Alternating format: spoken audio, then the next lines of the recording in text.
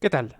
Esta es una emisión de radio, con el principal propósito de otorgarle información en cuanto a sucesos internacionales que incidieron en la vida política, social, económica y cultural de México. En esta ocasión se discutirá brevemente la crisis bursátil de 1929 y las políticas cardenistas para aminorar sus efectos. La crisis de la bolsa en 1929 tiene por principal incidencia las casas de bolsa en Estados Unidos y por consecuencia se fue propagando esta caída en todo el mundo. Esa época aún se sentían los procesos de reintegración económica y social causados por la Primera Guerra Mundial. En México, la recuperación se estaba dando de manera lenta debido a la revolución.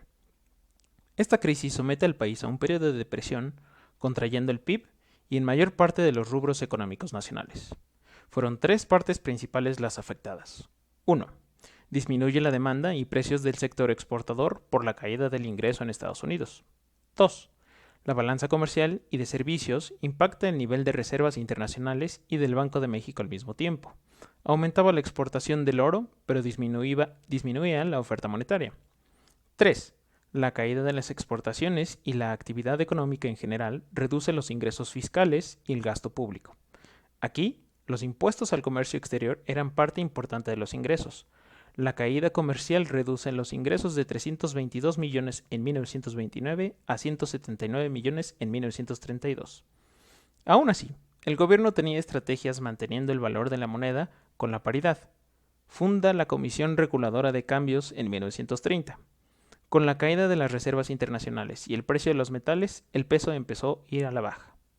Buscando reforzar ingresos, se reduce una tasa impositiva sobre el petróleo y se promueve la explotación de las minas, aunque la prolongación de la crisis obliga al gobierno a aumentar impuestos y a reducir gastos.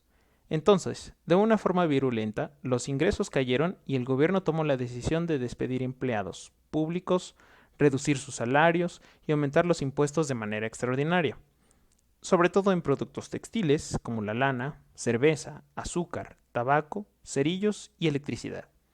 El desempleo estaba en un momento de seria precariedad. Esto se agravó más aún cuando se repatriaron 310,000 mexicanos que trabajaban en Estados Unidos y el sector obrero pierde relación con el gobierno y las demandas obreras no pudieron funcionar.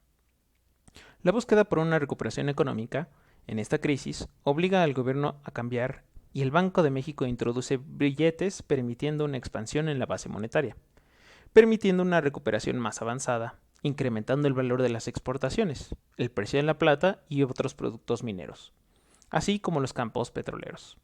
A pesar de que el peso estaba devaluado, contribuye esto al crecimiento del valor de las exportaciones y las importaciones más caras, así base exportadora se diversifica y adapta. México abandona la política de paridad inamovible, depreciando más el peso a pesar de que el gobierno privilegia el pleno empleo. En la política fiscal, Hacienda busca un presupuesto balanceado con el objetivo de hacer política comercial más recaudatoria. Esto resulta con una recuperación económica desigual. El sector agrícola crece 1.6% anual. Los intercambios internos aumentan un 73.1% anual. El sector industrial crece un 6.1% que contribuye al 38% del PIB de 1932 a 1940. La infraestructura que los gobiernos revolucionarios decidió impulsar fue importante, como lo fue el ferrocarril en el Porfiriato. Ahora, las políticas cardenistas, de 1934 a 1940. Durante la administración del presidente Cárdenas, se logró concentrar el poder en el Ejecutivo.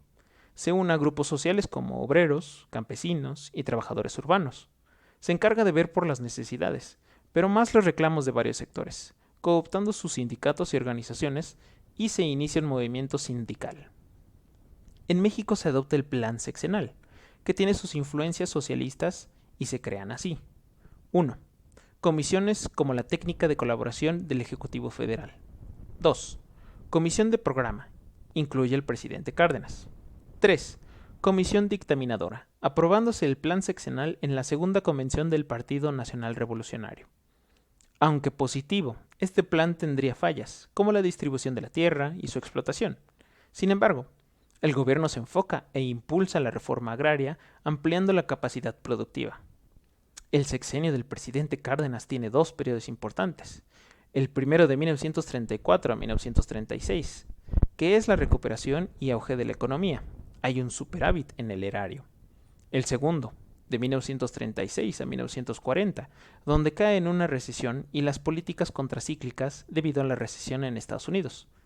También se retiran los depósitos de empresas petroleras extranjeras, así como las exigencias para el gobierno mexicano. Dada esta situación, el gobierno cardenista decreta la expropiación petrolera el 18 de marzo de 1938, asegurando que las riquezas del subsuelo fueran para los mexicanos. Enfrentando las consecuencias de este acto, el gobierno toma decisiones y estrategias como la libre flotación del peso, un sobregiro de 90 millones por parte del Banco de México y la ampliación de la moneda con una política de emisión de billetes, aumentando el dinero en circulación. El cardenismo tuvo un impacto social de acercamiento positivo en la gente, y en los sindicatos se vio fortalecido. La política económica del general Cárdenas a través de las bases del plan sexenal fueron principalmente el desarrollo interno. Esperemos que haya sido de su agrado y estaremos regresando con más historias aquí. Saludos.